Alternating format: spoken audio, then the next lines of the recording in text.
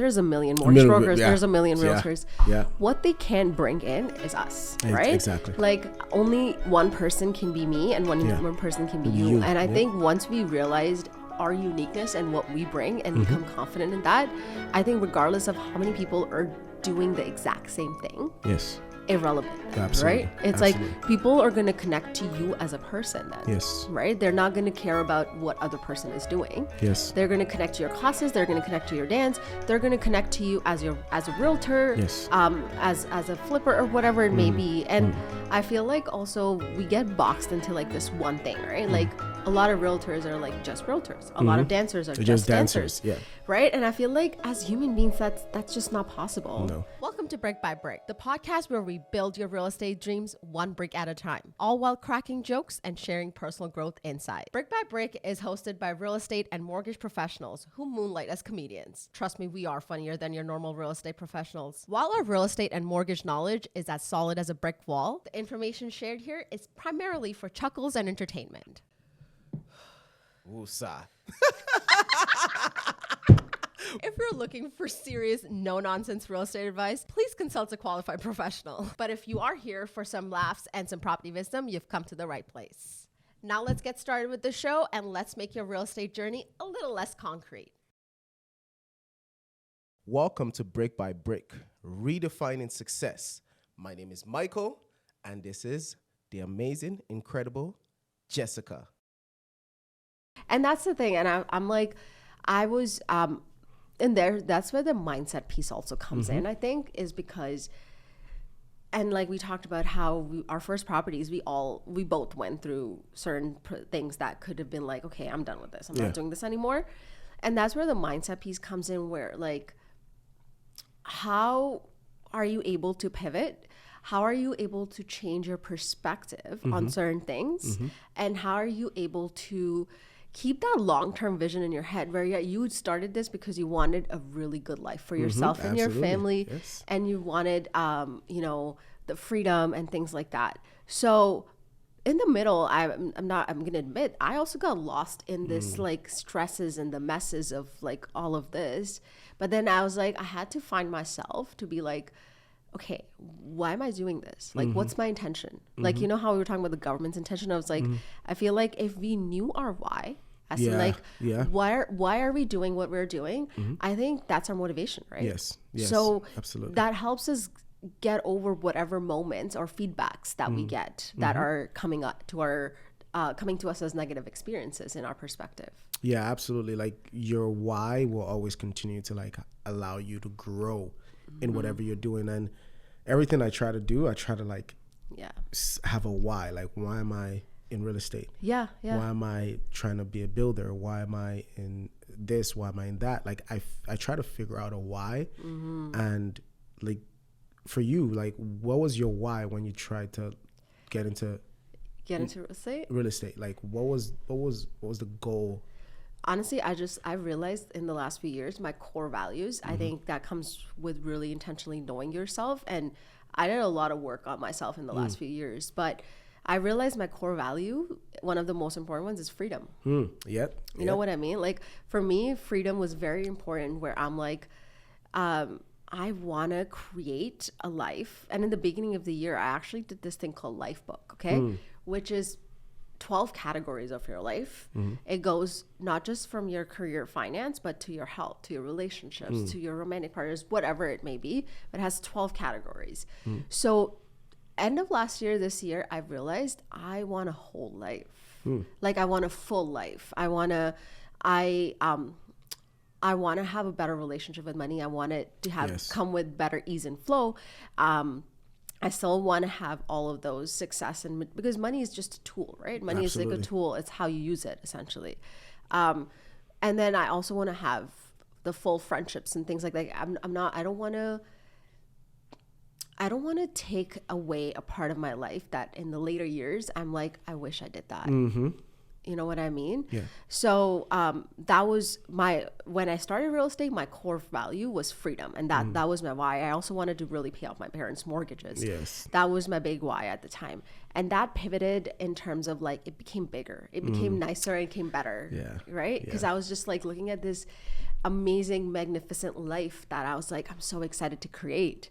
And it took some time to like, you know, go through those waves, and I was like, okay, this is exciting to me. Yeah. Now I'm like, because even now, like, I'm still dealing with some random ass tenant, like, you know, but I'm just saying, I had to like get over that, where it's like, it's business. It's what it is. It's business. I have to make the best of every situation, and also learn from it, because I realize whenever situations like these come in, you either learn from it, and if you don't, they're going to repeat itself. Absolutely. So I'm like, I'm going to find my best possible feedback and learning from every situation to not repeat it.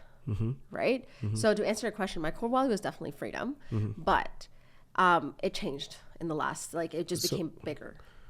For me, when it comes to things like real estate, investing, trying to find your purpose, I try to find an outlet. That's where it is. You know what I'm saying? That's where, you know, that's where it comes. Like, you have the same outlet as I do. Like, why did you start dancing? Why did you start in that world of like man is moving dancing? and flowing? Man said I'm going to do away while I start dancing. Yeah. Honestly, I've been dancing since I was a kid. Oh, okay. Yeah, I did Bollywood for a long time. Bollywood is hard, man. Yeah, man, it's a lot of cardio. There's a lot of cardio and there's a lot of like arms and straight, like. It's a lot of you know why I really liked when I started Afro and dancehall. Why I really enjoyed it, because Bollywood is also an Afro dancehall.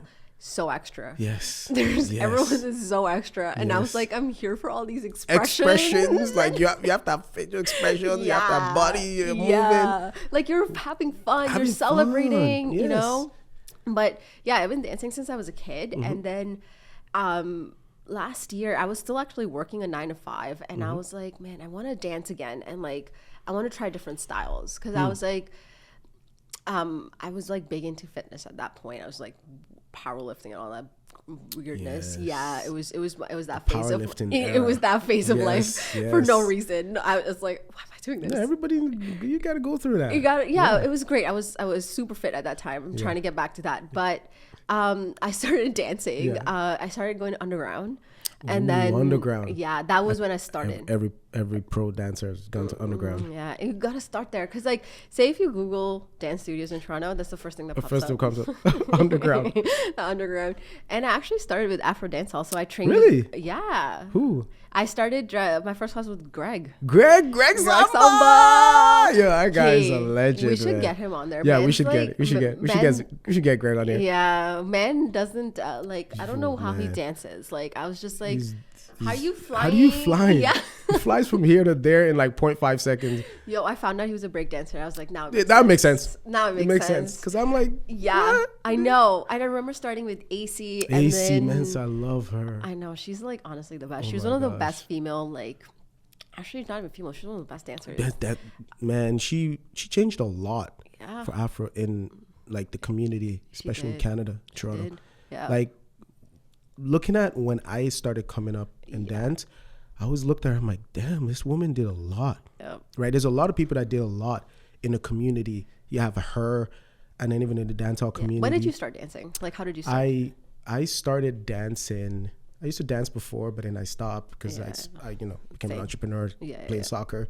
And then I came back, I think it's like 5-6 years ago. Okay, nice. And, because I was like dancing, and we would dance in the club back in the days. Not really dancing like that, professional. Like, and then I came back, and I remember going to Maka's class, my first class.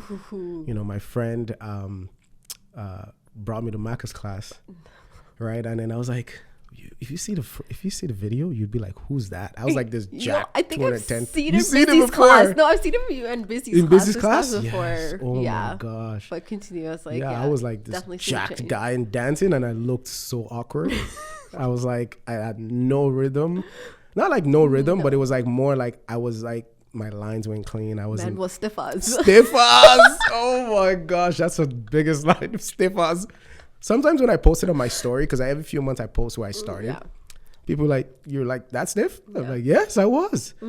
Right? And Yeah, I think it was Caitlin that brought me to dance to Maka, and then I went from Maka to like Snap's class, and then me and Snap got close, and Yannick and all those people, but that's where I started, and nice. And one of the people also I look up to right now, like he's kind of a mentor in dance, is like Trevor, right? I remember when I was dancing, and he would like look at me and be like, "Yo, you have like crazy potential."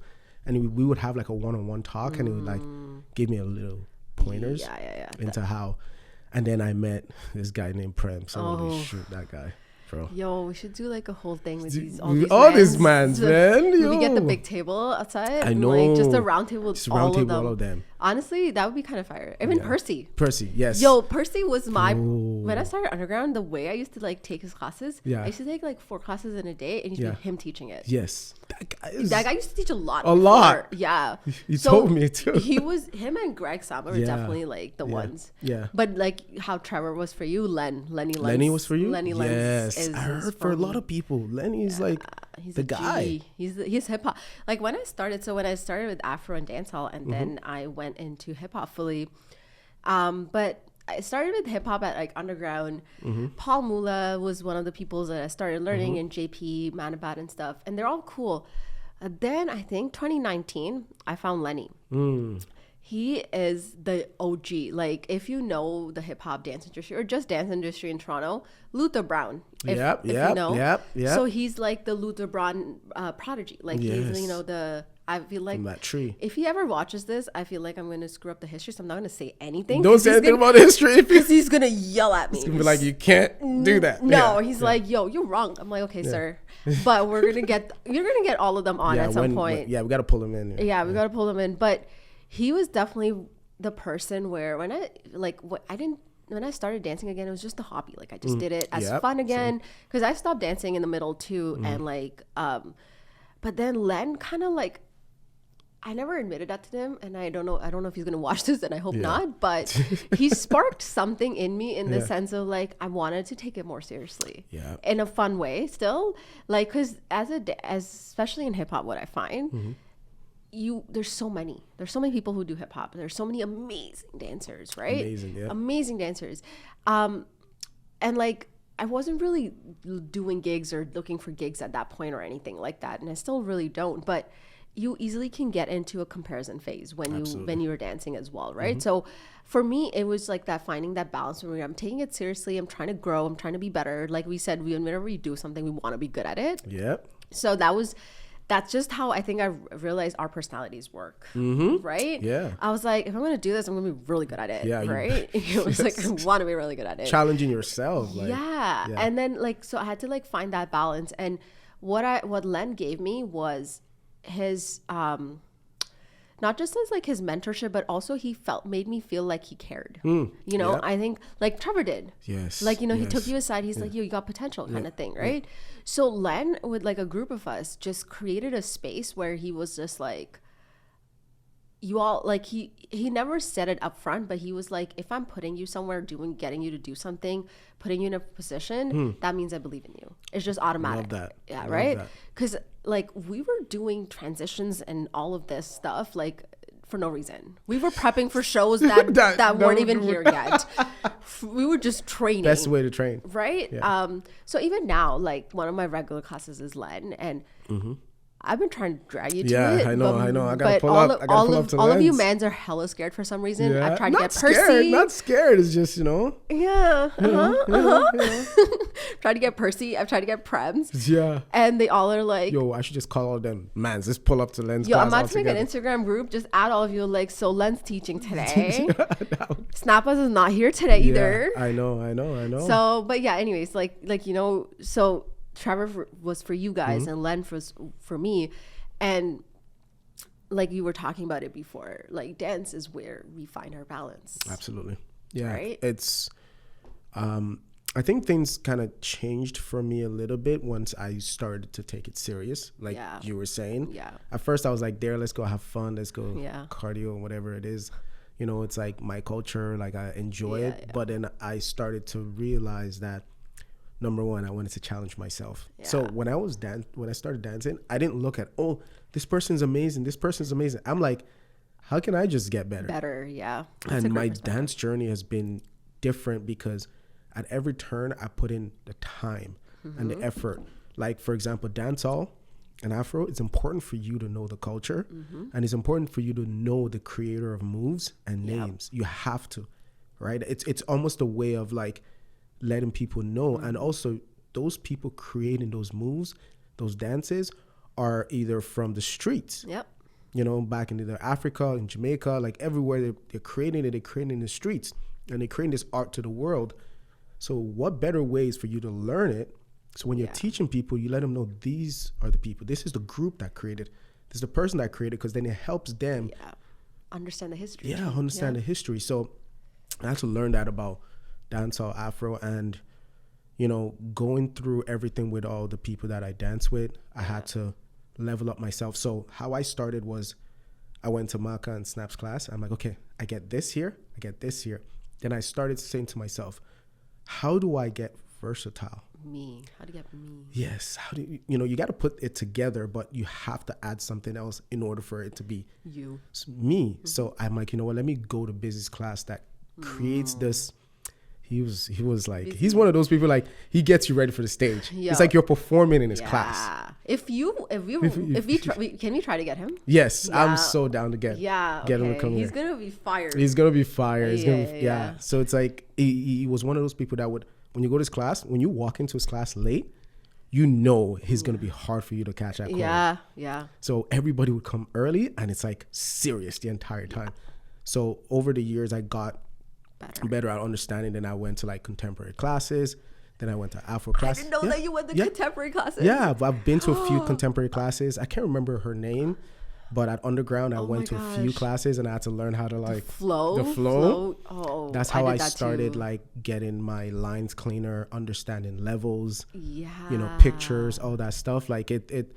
When people are like, "Oh, where did he come from?" It's like I put in so much work and learning names, because in dancehall, every week there's a new move and there's a new name. I gotta learn it, right? And I'm not saying I know everything. Like, we don't know everything. It's like one does. It's like Snap. He's like a dictionary. That guy. Really, bro. That guy. Okay. You need a move in dancehall?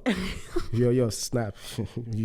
What's the name of this move? What is He's it like, called? Yeah. So, and that was the thing. And also, you have to understand in the group that I'm in, like, you have like Yannick, who's like so tall, and it's like, but he's like very agile. Right, he is. I saw him freestyling. And you're like, what the hell? Man's doing all kinds of stuff right now. Exactly. Yeah. So you start to see everybody doing their thing. Right, and you start to have everybody serving their own purpose. And then Trevor told me this. I'm gonna say it on here. He said, "You don't want to be like everybody else. Yeah. You want to be yourself. Yep. What makes you different from all these people?" I had to sit with myself for 2 weeks to say, what do I serve? What purpose do I serve here? And that's when I realized I have the best of both worlds, which is Afro and dancehall. Yeah. How can I merge that? I personally, there's a lot of people that do it, but not a lot of people do Afro and dancehall fusion. Right. And that's when I started that in here. And I'm sure a lot of people in other places started. I know a bunch of people in other provinces have that. Yeah. But he told me that. And then I sat down with myself and I said, this is what I serve. Yeah. This is my purpose. Right. And I remember him having that conversation with me.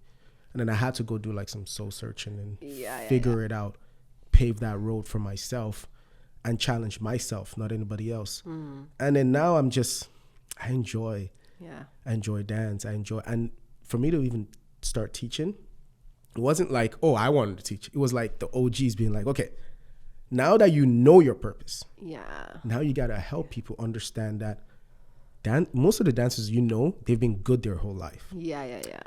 Mike, you started here and you're here now.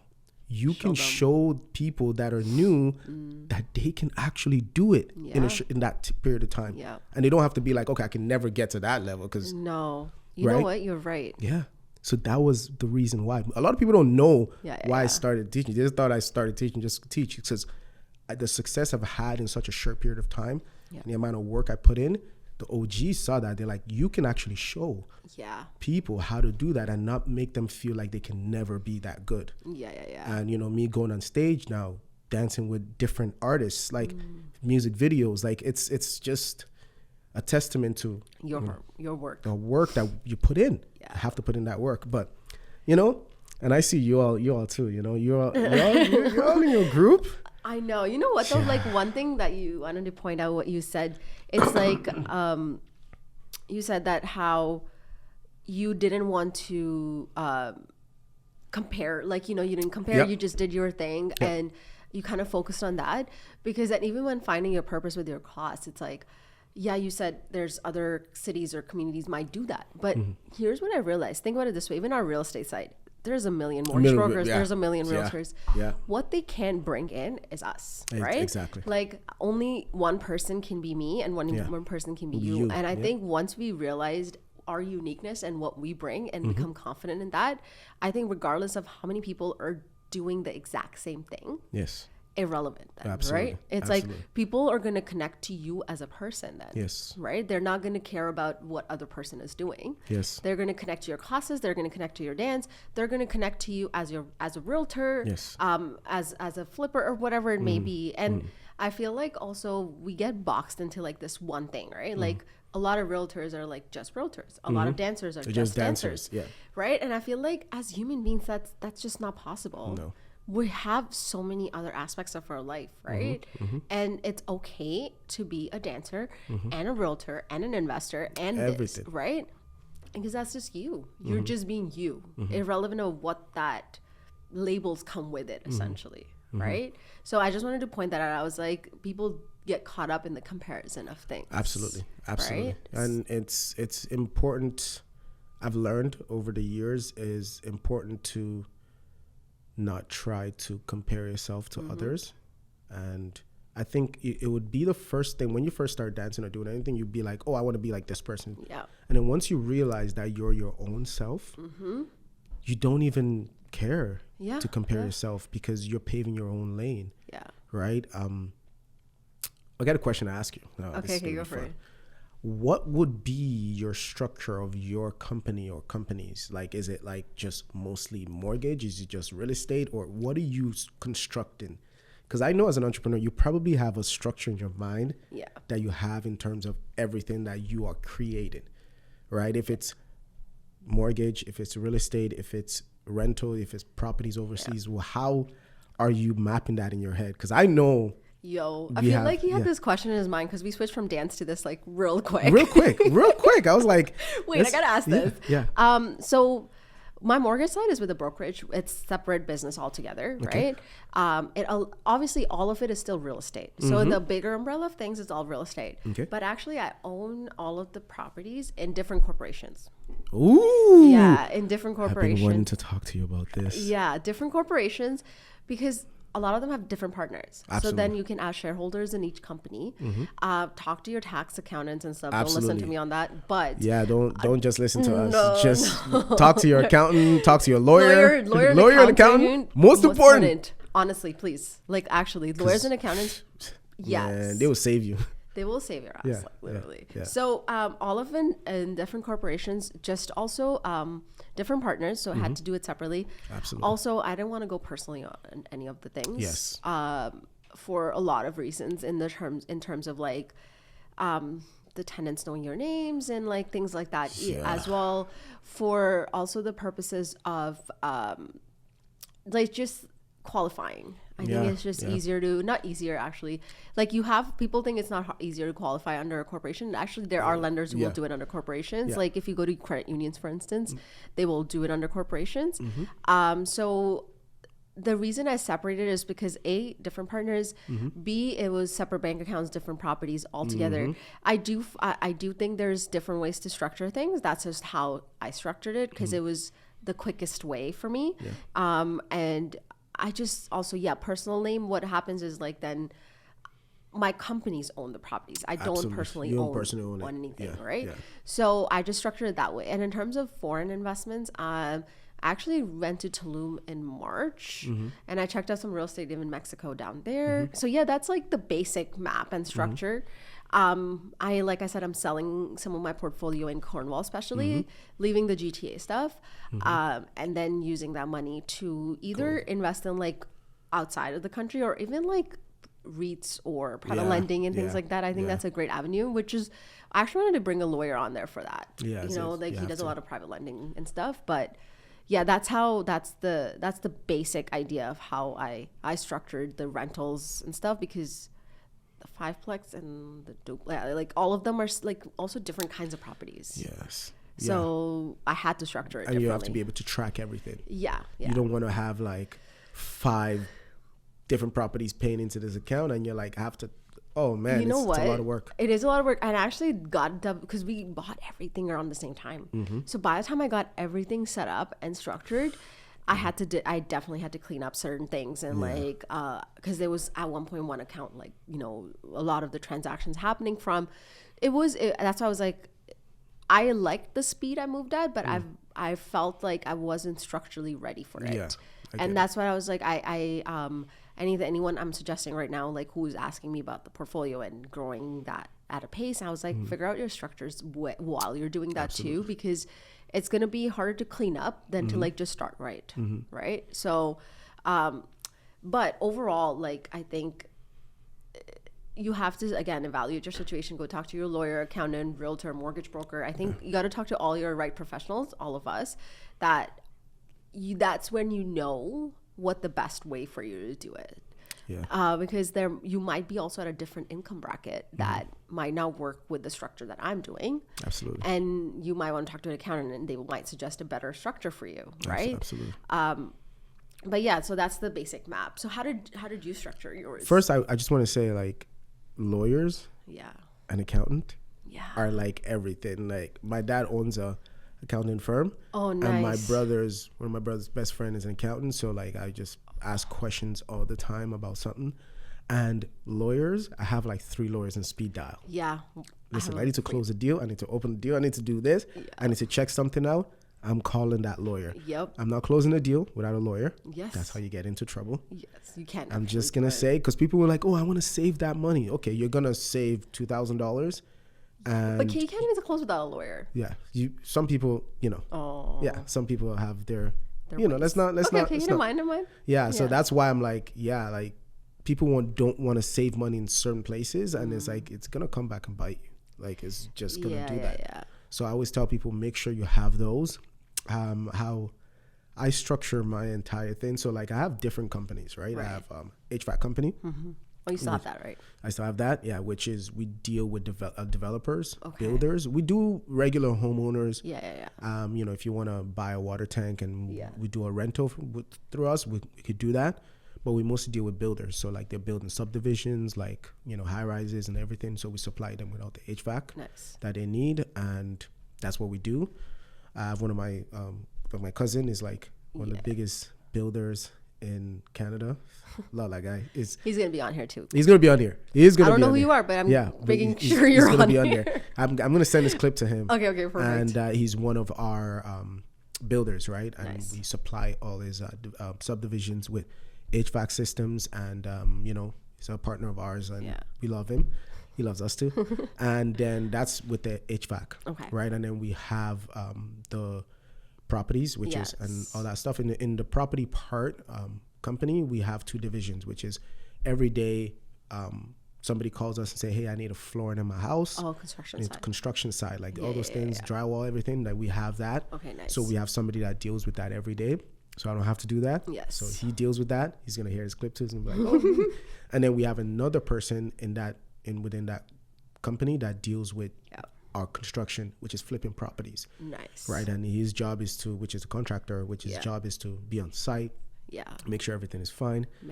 Managing and all that stuff. And then that's that. And then we have the real estate part.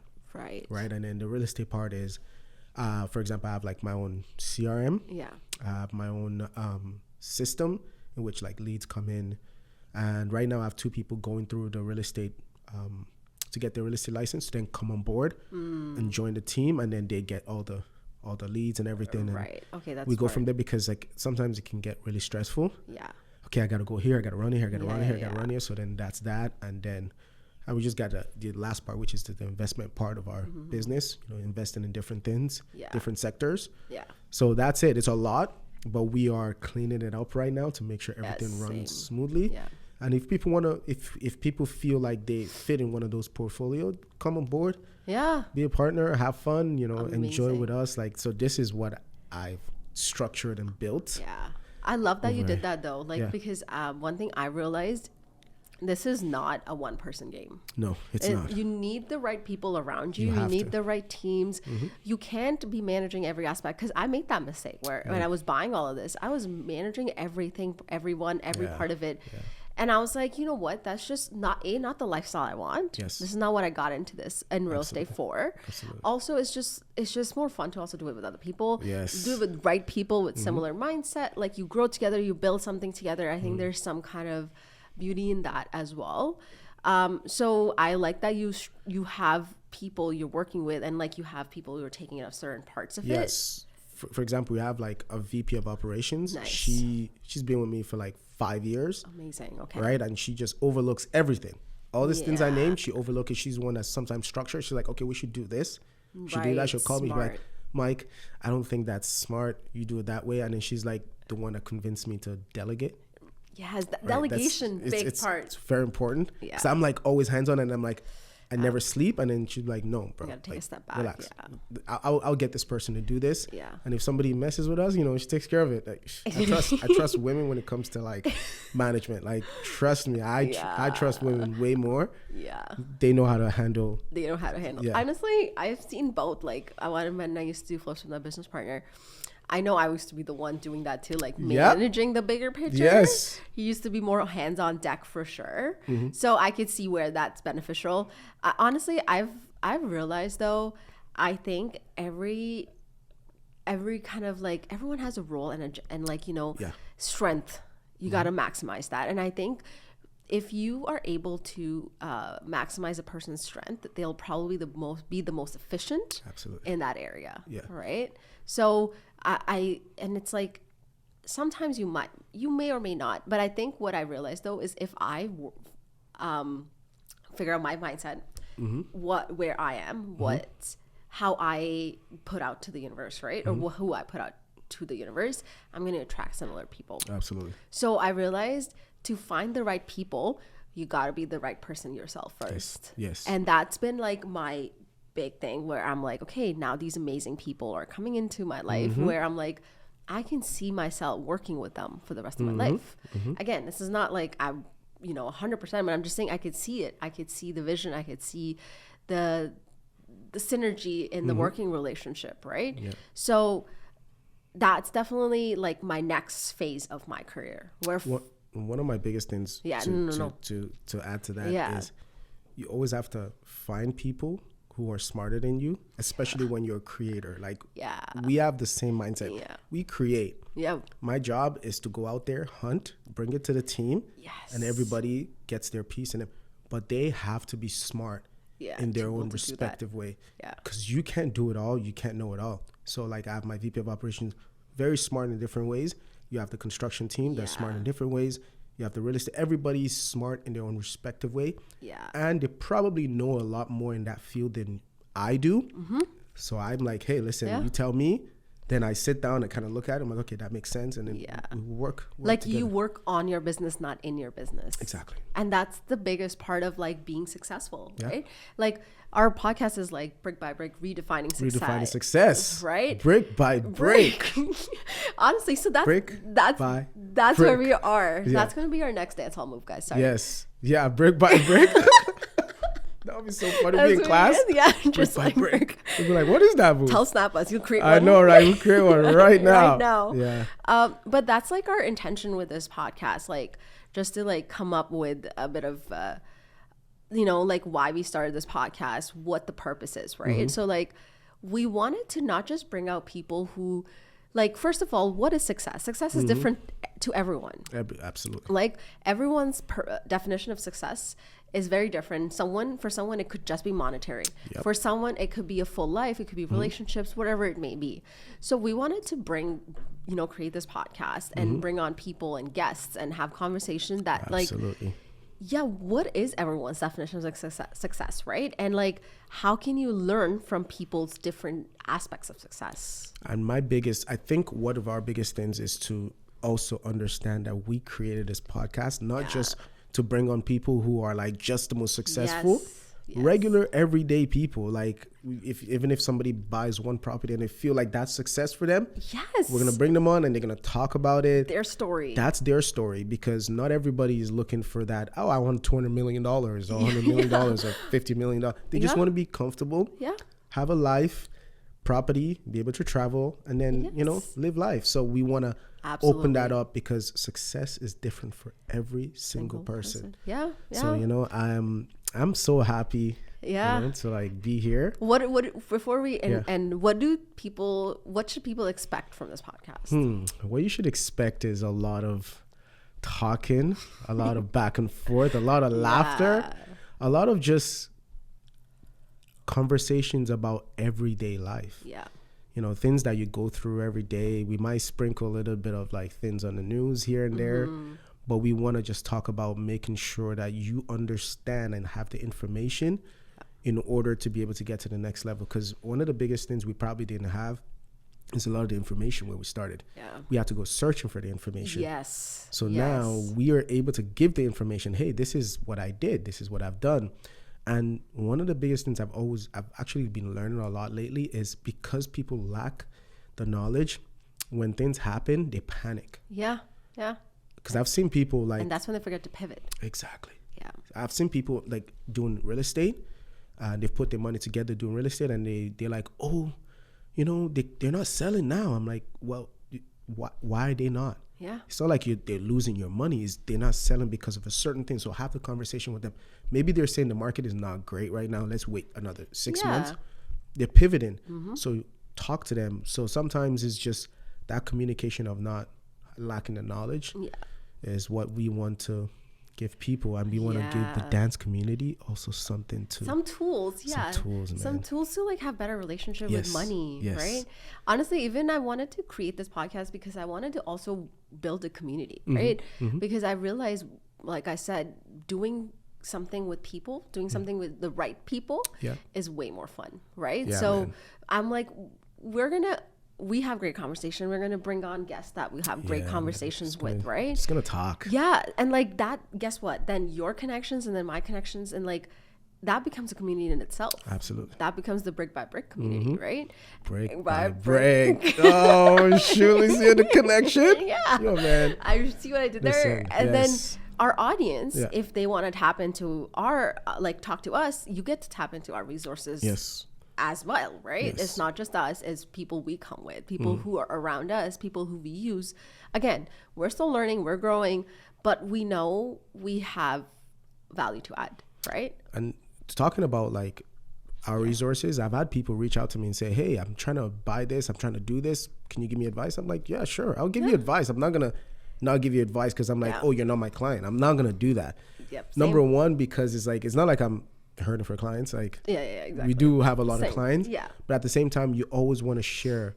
Right. I go above and beyond for my clients, which you do too. And once you see what we do, you're gonna come back to us. I've had people come rent with me and then become a buyer later. Why? So. And you know what? That's why we were. If you guys listen to this podcast, like we were going back and forth into like so many different topics, from investing to real estate to dance to like mindset. Mindset is something I'm really passionate about, like personal growth and what modalities and things you can tap into there. So the reason we did all of that is because this is not just a real estate podcast, right? Like we were very sure about that part. Like that was what we were like. We're like, this agreed on. 100%. So we wanted to like not just bring out our combination of skills and not like combination of our conversation. That's going to show in our guests. Absolutely. Right? The mixture of different people, different kinds of people. And guess what? If an audience member doesn't relate to one, Mm-hmm. I'm sure they'll relate to the other. Yeah, that's right. That's the best part. Yeah, and you get to learn from everyone regardless. Yes. So, yeah, this is gonna be a fun podcast. This is our Yes. first episode. We did our first episode. We did our first episode. Yes. You know, I'm Yes. excited. I want everybody to just Yeah. enjoy it, sit down with it, read, look at it. Tell us how you feel about it too. Like, we would love feedback too. Yes. You know, please. or even if you have questions like, who would you like on? Would you like on? Yeah. Like things like that. Give us some feedback. It's our first episode, and like, I would say like, comment, subscribe, but we don't have our pages set yet. Yeah, we don't have our pages set yet. But do when it's ready. When it's ready, like, comment, subscribe, share, Yeah. wherever it is. We're gonna get some reels up. We're gonna like. I feel like this episode we just kind of like just talked. We talked for 2 hours. 2 hours, guys. We talked for 2 hours nonstop. I don't even think there was a pause. No, I had to check the timing. That's why I had to like, to the conclusion. I looked over. I'm like, oh shoot, it's like 2 hours. We literally talked for 2 hours. Straight for 2 hours. We did. And we were trying to figure out what we were going to talk about at the beginning of the podcast. And we didn't even look at notes, nothing. And it just flowed well. And this is why, like, when we were sitting down in the diner and like talking, we realized that this is going to be like some smooth talking. Like, we don't even need guests. No kidding. We're going to get guests. You guys going to get bored of us. But, I know. But like, clearly we both can talk. I think we're gonna figure it out how the system's gonna work. Yeah. When we have guests and not have guests, and see what people really gravitate towards. Yeah. Because I've seen some podcasts where like people love guests, and there's some podcasts like, nah, we want to hear from you. Yeah, and we'll see what it is, and that's why we're even having this honest conversation on camera, right? Yes, like just absolutely. to see, this is our first episode. We're creating something, and our intention is to help everyone who's watching. Absolutely. So like, we want to know what you want, right? Like, not just like in general, but like, what do you want in like life? Not just real estate, not just finance. Like, who do you want to hear from? What will help you make your current life better? Absolutely. You know, so yeah, we did this brick by brick. Redefining success. Thank you so much. Thank you so much for being part of this first episode. Yeah. So look out for more, and we're out. Yes, sir. Thank you. Thank you. Yeah.